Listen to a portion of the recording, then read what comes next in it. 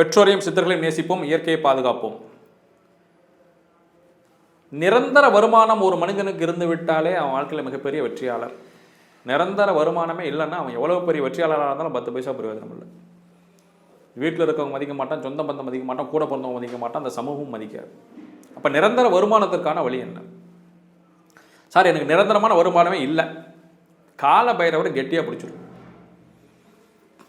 தேய்பிரை அஷ்டமி நாள், ஞாயிற்றுக்கிழமை ராகு காலம், இந்த 2 நேரத்தை கரெக்டாக மைண்டில் வச்சுக்க. இந்த 2 காலகட்டங்களில் 5 மண் அகல் விளக்குகள் வாங்கிடணும். 5 வகையான தீப எண்ணெய்கள் 5 தீபம் கலந்த எண்ணெயை வாங்கிடவே கூடாது. 5 வகையான தீப எண்ணெய்கள் தனித்தனியாக. தேங்காய் எண்ணெய், விளக்கெண்ணெய், நல்லெண்ணெய், நெய், இழுப்பு எண்ணெய் 5ஐயும் கம்மிக்காமல் வாங்கிடுங்க. வாங்கிட்டு முதல்ல ஒரு எண்ணெய் ஊற்றுறீங்க. உதாரணத்துக்கு தேங்காய் எண்ணெய் ஊற்றுறீங்க. தேங்காய் எண்ணெய் ஊற்றிட்டு கையை நல்லா துணியில் துடைச்சிடணும். ஒரு எண்ணெய்க்கும் இன்னொரு எண்ணெய்க்கும் டச்சிங்கே இருக்கக்கூடாது. கையை நல்லா துடைச்சிடணும். துடைச்சிட்டு அடுத்தது விளக்கெண்ணெய் ஊற்றுறீங்க, கையை துடைச்சிடணும். இப்போ தேங்காய் எண்ணெய் ஊற்றிட்டு ஒரு திரியை போட்டுடணும். திரியை போட்டுட்டு தீபம் ஏற்றத்துக்கு தயார் பண்ணி வச்சிடணும். இது மாதிரி 5 எண்ணெய்களையும் 5 திரிகள் போட்டு 5 எண்ணெய்களையும் 5 திரிகள் போட்டு தீபத்தை தயாராக வச்சுக்கணும். 5 குச்சிகளை வைத்து தனித்தனியாக தீபம் ஏற்ற வேண்டும். ஒரே குச்சை வச்சு 5 விளக்கு ஏற்றக்கூடாது. அப்போ ஒரே ஒரு குச்சி எடுத்து ஒரு தீபத்தை ஏற்றிட்டு அந்த குச்சி போட்டுடணும். அடுத்த தீபத்தை ஏற்றி குச்சி, இது மாதிரி 5 தீபங்களையும் போட்டுட்டு கால பைரவரை 16 முறை வலம் வந்து வணங்க வேண்டும். ஒருவேளை சுற்றி வரதுக்கு வழி இல்லைன்னா உங்களை 16 முறை வளமாக சுற்றி கொள்ளுங்கள்.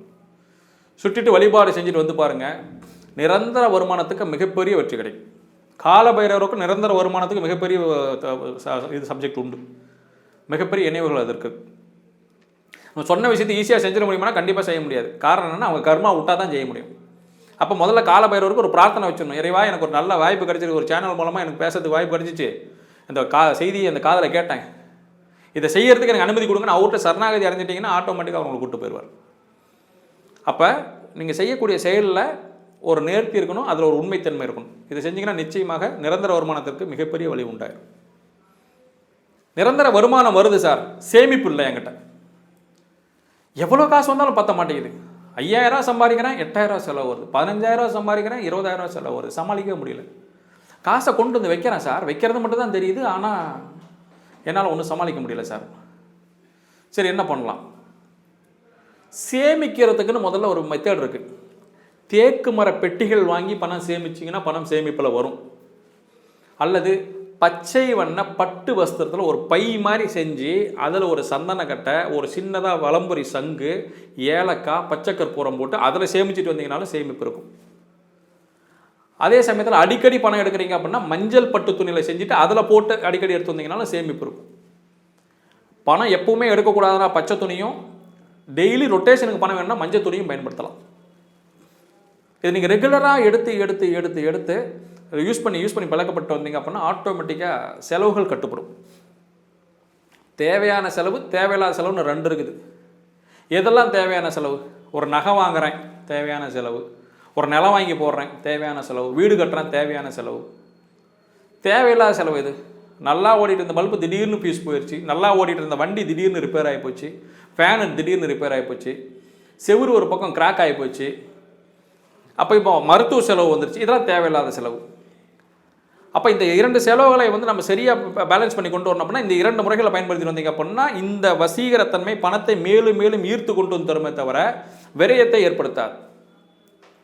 அப்போ இந்த 2 முறைகளை சேமிக்கிறது மூலமாகவே நம்ம தேவையான செலவுகளை கரெக்டாக பிரித்து எடுத்து பயன்படுத்திக்க முடியும்.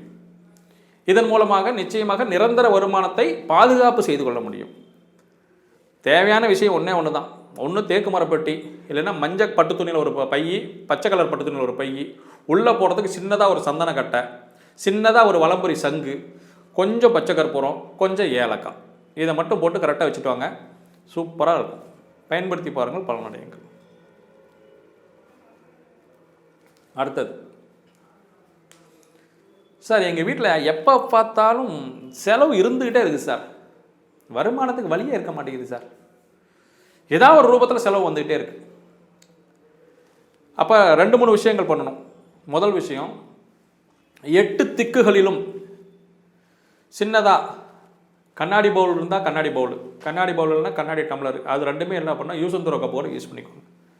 8 திக்குகளிலும் கல்லுப்பு கொட்டி வைக்கணும். 8 திக்குகளிலும் கல்லுப்பு கொட்டி டம்ளருக்குள்ளார கொட்டி கொட்டி வச்சுட்டிங்க அப்படின்னா ஏதாவது ஒரு திக்கிலிருந்து நமக்கு என்ன ஆகும் அப்படின்னா அந்த உப்பு சீக்கிரம் கரைஞ்சி தண்ணியாக மாறிடும்.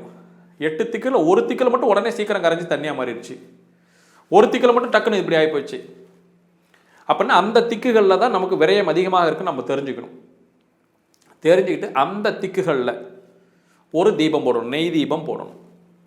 எப்படி போடணும்? கல்லுப்பு கொஞ்சமாக பரப்பி அது மேலே ஒரு நெய் தீபத்தை போட்டு வழிபாடு செஞ்சுட்டு வரணும். நல்ல வாசனையான பொருள்களை அந்த இடத்துல வைக்கணும்.